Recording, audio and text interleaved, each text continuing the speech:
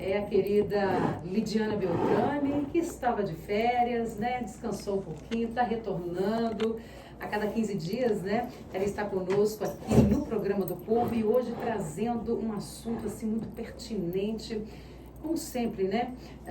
Doutora Lidiana Beltrame Menezes, ela que é advogada, especialista em direito da família e também sucessões. Deixa eu dar um bom dia especial aqui para ela, que a gente já estava até com saudade. Bom dia! Bom dia, Lu. Bom Bem? dia a todos os nossos ouvintes. É um prazer estar aqui novamente com vocês, né? Já aproveito para desejar um excelente ano de 2026 a todos nós, né? Que seja um ano próspero, de muitas Amém. bênçãos, né? Que a gente possa ter um ano maravilhoso. Você, o pessoal aqui da rádio, todos os nossos ouvintes, né? Eu já tava ficando com saudade de estar aqui conversando com vocês. Claro, sente falta, né? Sim. Já poderia ter toda semana, mas começou a aquisitista boa, né? A gente releva. A gente sabe também da sua, vamos dizer assim, sua rotina, que não é fácil também, né? Sim, é bem corrido. É corrido, mas graças a Deus a cada 15 dias ela está aqui. E hoje trazendo um tema assim muito importante, um tema que gera muitas, mas muitas dúvidas mesmo, para as mães, também para os pais, né? O tema é a pensão alimentícia, né? As atualizações referentes a esse assunto, né, Lidiana? Isso mesmo. A gente sabe que, por mais que a gente fale várias vezes sobre pensão, sempre vai surgir alguma dúvida nova, um fato novo, né? Algo que as pessoas queiram esclarecer. E a gente sabe que o valor do salário mínimo todo início de ano tem alterações. E muitas vezes isso interfere na pensão alimentícia, tá? Então nós vamos falar como que fica essa questão da pensão para as pessoas que pagam ali baseado nos valores da pensão alimentícia, tá, Lu? Pois é, o salário mínimo, né, foi reajustado para 2026 em R$ 1.621, né, valendo a partir do pagamento deste mês agora de fevereiro, né? E aí gera aquela dúvida, né?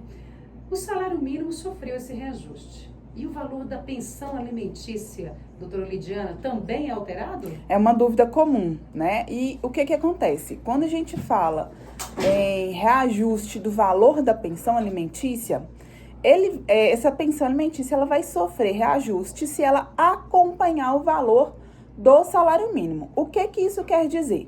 Se a pensão que você recebe do seu filho é baseado no valor do salário mínimo, então toda vez que o valor do salário mínimo sofre alguma alteração, você também vai sofrer ali um aumento no valor da pensão que você tem para receber, tá? Então, quem acompanha, né, o acordo judicial ou a sentença judicial que é baseada no valor do salário mínimo, sempre vai sofrer essa alteração no início do ano, quando o valor do salário mínimo também for reajustado e atualizado, tá bom? Ótimo. Doutora Lidiana Beltrame, só lembrando, né, aos nossos ouvintes que agora sim nós estamos com a nossa live ao vivo pelo Instagram, tá certo?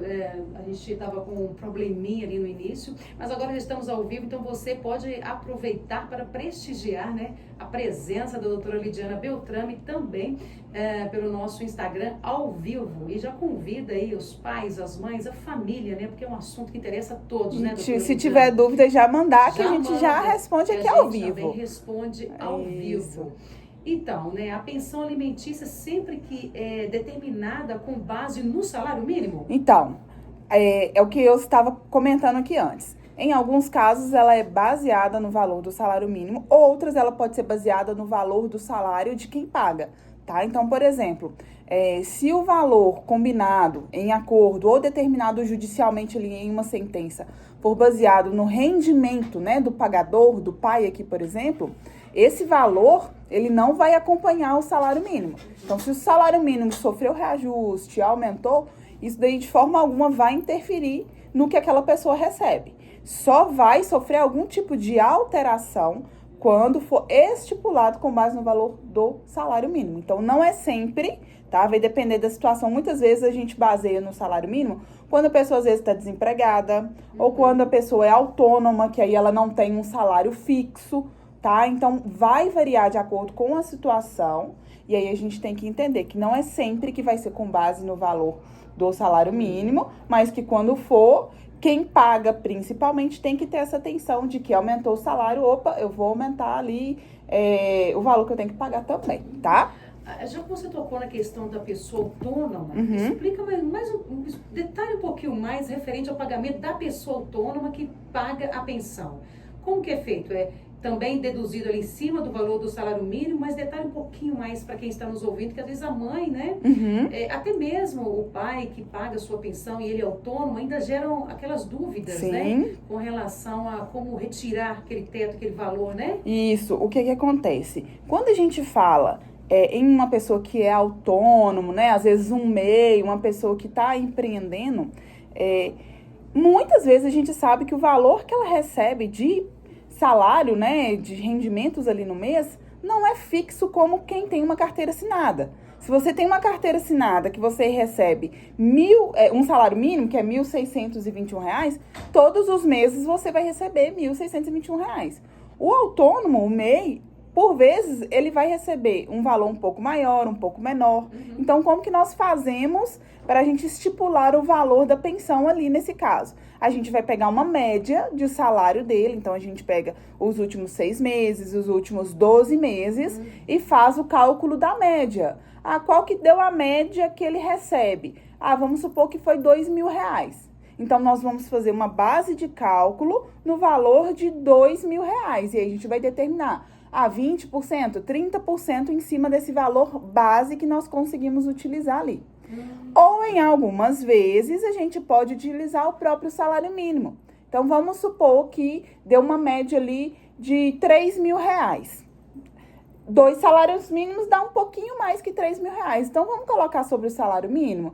Então vamos. Eu gosto de colocar sobre o salário mínimo quando eu faço os acordos no escritório, quando eu estou orientando algum cliente, porque quando a gente fala em autônomo, se a gente coloca um valor fixo, a criança não vai receber aquele reajuste.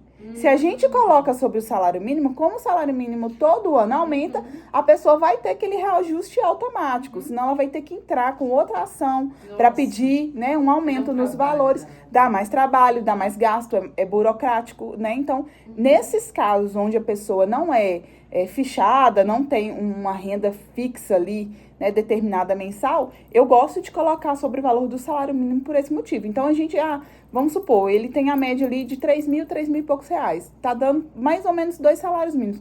Vamos colocar, então, que ele vai pagar 60% do salário mínimo? 50% do salário mínimo? A gente faz o cálculo de quanto que seria, e aquilo chamando atenção para os nossos ouvintes, de que a pensão alimentícia não é um chutômetro que a gente determina o valor que vai ser pago. A gente faz todo um estudo e análise de quanto a criança gasta, de quanto a criança precisa receber, de quanto os pais ganham, né? Porque, obviamente, quem ganha mais vai ter que contribuir com um valor maior, independente se aquela pessoa é quem está com a criança ou não. Então, a gente tem que analisar todas as variáveis, né? Essa criança estuda numa escola particular? Ela faz alguma atividade extracurricular? IPTU, gás, gastos semestrais, que às vezes as pessoas esquecem, mas que tem que ser incluídos no valor da pensão alimentícia, né? O IPTU, por exemplo, mas a mãe mora com a avó e mais 3 pessoas, então vamos dividir, vamos colocar proporcional, é um gasto anual. A matrícula da escola é um gasto anual também, vamos incluir ali. Material escolar, que agora a gente sabe que está na época de volta à escola, né? Volta às aulas daqui a pouco. Material escolar também. Uniforme escolar também. A gente coloca tudo nessa conta e aí a gente faz, os gastos anuais são esses, os gastos semestrais são esses, os gastos mensais são esses, e aí a gente chega a um cálculo do que seria ideal para o mínimo, né, de subsistência, do mínimo daquela criança ter condições, né, de crescer de uma forma saudável e tranquilo. Tá? Então, é muito importante os nossos ouvintes entenderem isso. Não é chutar que é 20% do salário mínimo ou do salário da pessoa. Acho que a maioria até pensa, né? Que pode ser assim, né? Sim, é uma dúvida muito comum. As pessoas acharem que é 20% do que a pessoa recebe, ou se tiver 2 filhos é 30%. Não. A gente vai analisar todas as variáveis. Essa criança é uma criança que tem, às vezes, alguma doença, alguma condição especial. Tá fazendo algum tratamento? Ela tem TEA? Ela é autista? Plano de TDAH? saúde, né? Tem plano de saúde? Tudo isso é analisado. A gente sabe que se a criança tem condições especiais, obviamente os gastos que ela vai ter são maiores que uma criança que às vezes não tem. né? Então, a gente precisa analisar tudo isso para determinar o valor. E aí, sim, com base nisso, né, a gente chegar a um valor justo e aí, sim, determinar esse pagamento da pensão, tá? É só um parêntese, porque isso é muito importante. É muito importante, eu gostei muito dessa explicação. Então, quem está em casa aí também passa por essa situação, se não tá tudo certinho, já vai atrás dos seus direitos, né, Sim. doutora Lidiana? Porque o direito também da criança, né, pontuar todas esses gastos, né, e aí você disse, então, que você coloca esse, sob aí o valor do salário mínimo, né, e aquelas pensão que não está com base no salário mínimo, como que fica, né, o reajuste dessa pensão? Ótimo. Ou vai ser quando o pai, né, ou a pessoa que paga pensão, tiver um aumento, tá? Então, foi promovido, teve um aumento na empresa, aí o valor vai acompanhar obrigatoriamente, né? O salário aumenta, o percentual é o mesmo, mas vai aumentar porque o salário aumentou. Ou então, se isso não acontecer e acontecer uma situação pontual, por exemplo, às vezes a criança não precisa de muito cuidado, muito auxílio, mas aconteceu uma condição ali de precisar de uma cirurgia ou de precisar fazer um tratamento. Então, a mãe ou a pessoa que tem a guarda pode solicitar um aumento, às vezes temporário, desse valor. Então, vai pedir esse reajuste durante esse período de tempo e depois pode vir a diminuir novamente. Mas, quando a gente não tem pelo salário mínimo, ou quando a pessoa aumenta, né, o seu salário, os seus rendimentos, e aí, quando a gente fala em pessoas autônomas, para a mãe comprovar isso é muito complicado. Pensei nisso, porque quem tem empregado fica mais fácil. Sim. Né? Tá tudo em folha. E o autônomo? E o autônomo que consegue muitas vezes desviar ali esses valores. Então, por isso que eu gosto de colocar com base no valor do salário mínimo. Mas a gente pode colocar num acordo ou em uma sentença judicial, a gente tem uma decisão de que de tempos em tempos esse valor vai aumentar. Então, vai começar com 20%, porque a criança hoje tem 2 anos de idade. Até porque a mensalidade é ajustada todo ano. Exatamente. Plano de saúde também. Então, como que uma pensão alimentícia que é paga pelo autônomo não fica tempos, às vezes, sem sofrer um reajuste? Exatamente. Também? Não tem como, né? Então, quando eu gosto de colocar, quando eu faço com base no salário mínimo, porque eu sei que um mínimo de reajuste já vai ter naquela pensão ali anualmente. É verdade. Por mais que às vezes não acompanhe o valor do reajuste dos gastos daquela criança, mas o mínimo já vai ter ali. Vai ter um reajuste. Isso é muito importante. Então, você que está nos ouvindo, tá? Há quanto tempo aí a pensão alimentícia dos seus filhos não foi reajustada? Né? Exatamente. É interessante você pensar nisso aí, correr atrás dos direitos dos seus filhos. Eu não falo nem o direito da mãe, mas o direito da criança, né, doutora Lidiana? É da criança, então... corra atrás dos seus direitos, né? Procura aí um advogado da família. Se possível, procura a doutora Lidiana, né? Que vai te auxiliar, vai te ajudar nisso aí. Doutora Lidiana, eu quero agradecer a participação das pessoas que estão entrando, prestigiando a nossa live. Daqui eu não vou conseguir ver, mas eu estou vendo que tem algumas pessoas já entrando, prestigiando. E eu vi aqui que o Geraldo, né? O Geraldo, ouvinte da Rádio Nova 93 FM, já deixou o seu bom dia, desejando um bom dia para todos nós ali pela live no Instagram. Tá? Muito obrigada. Bom, e quem não recebe pensão baseada no mínimo? Né? Nós já falamos, você acabou... Sim. Hoje foram pouquíssimas perguntas, né?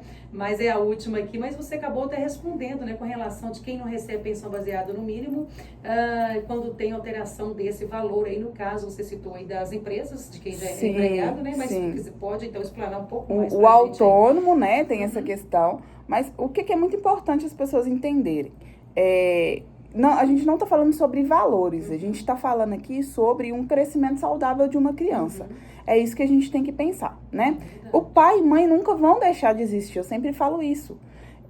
O marido e a esposa podem se separar, mas o pai e a mãe nunca vão se separar, né? Sempre vão estar com aquele vínculo ali, né? Então, o que a gente fala, o que eu sempre falo com as pessoas, com os meus clientes, quando alguém tem dúvida?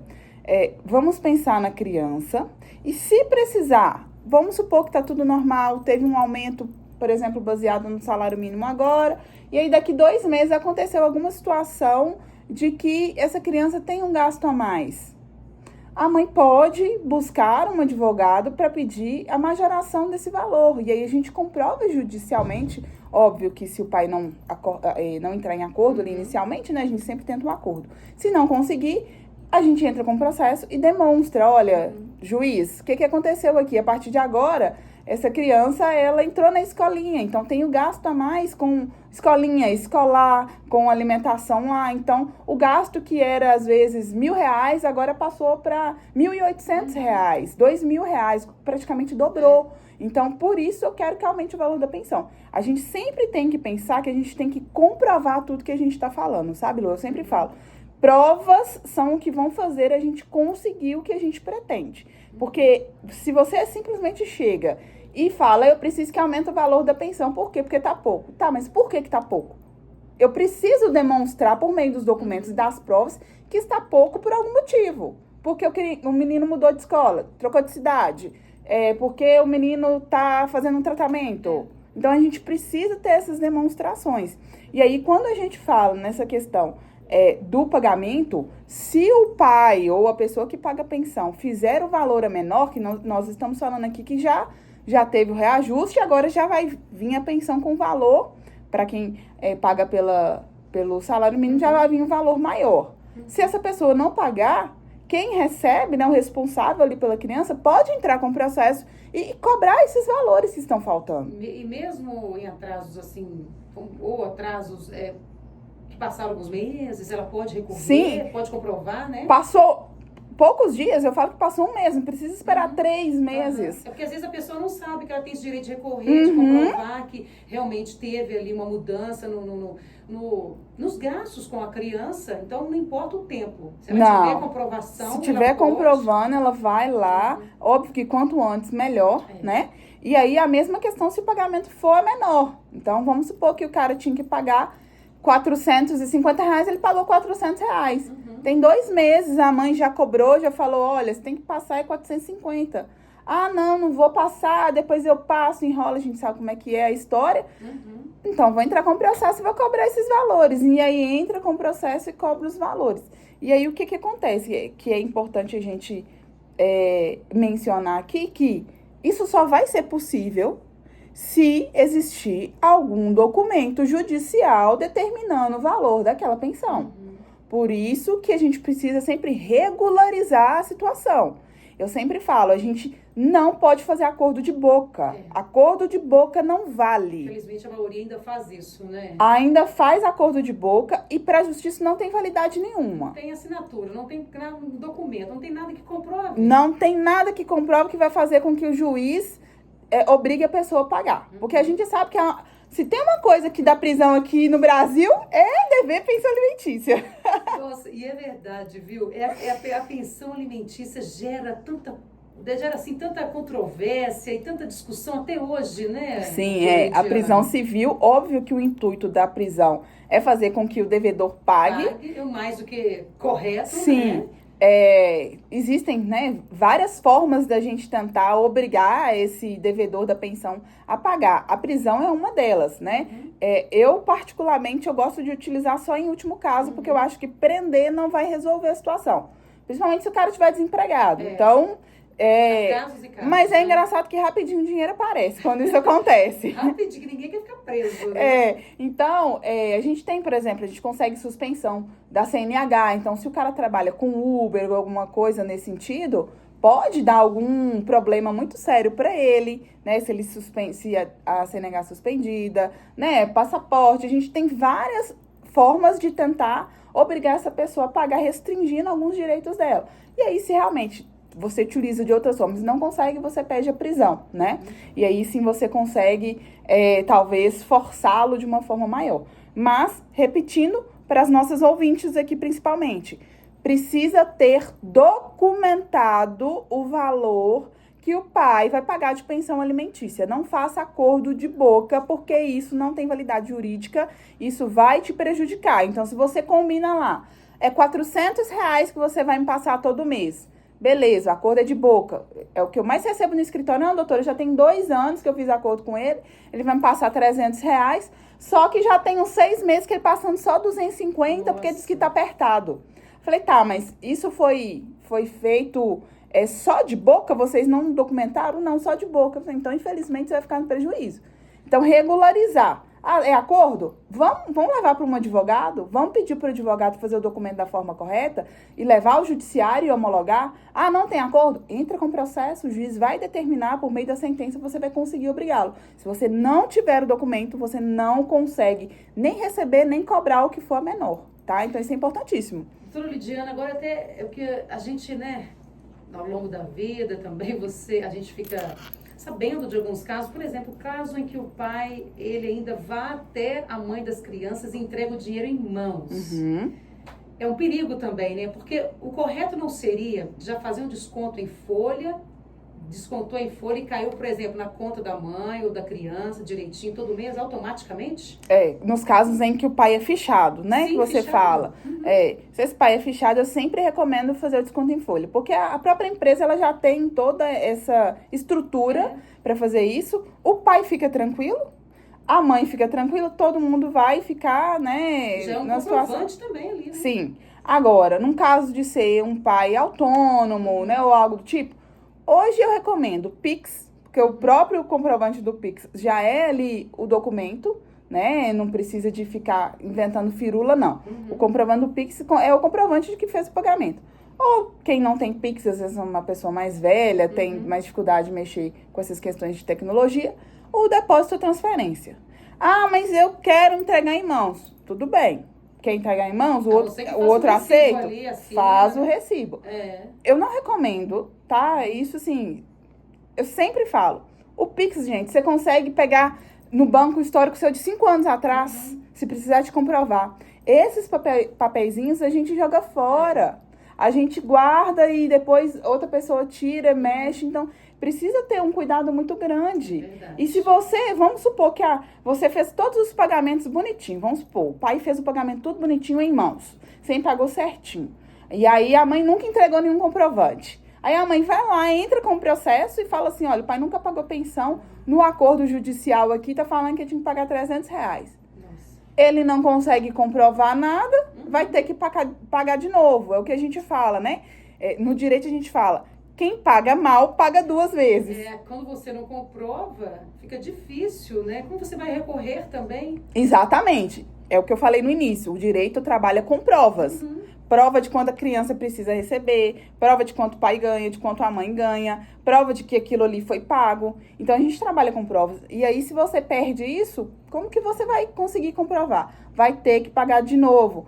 Ah, mas aí a mãe tá sacaneando.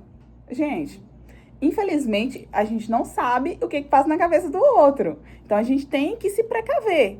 Então,